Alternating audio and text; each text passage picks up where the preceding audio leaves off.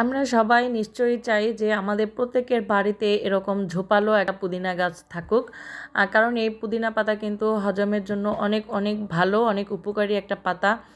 আর আমি চাচ্ছি যে এখান থেকে কিছু ডাল কেটে নিয়ে আরেকটা পুদিনা গাছ বানাবো। সেজন্য এই যে দেখেন এখানে এই যে একটু ম্যাচিউর ডাল দেখে নিতে হবে। শিকড় গজানোর জন্য কিন্তু একটু ম্যাচিউর ডাল নিতে হবে, একদম কড়া ডাল নিলে কিন্তু হবে না।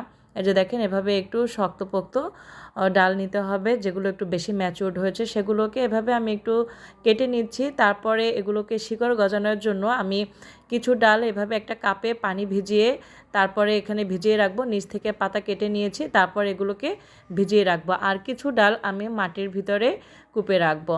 এই যে এগুলোতে শিকড় যখন গজাবে তখন আমি এর পরবর্তী ভিডিও আপনাদেরকে দেখিয়ে দেব। এখন অপেক্ষা করব 1 সপ্তাহ পর্যন্ত এর শিকড় গজানোর জন্য। সবাই ভালো থাকবেন। আল্লাহ হাফেজ।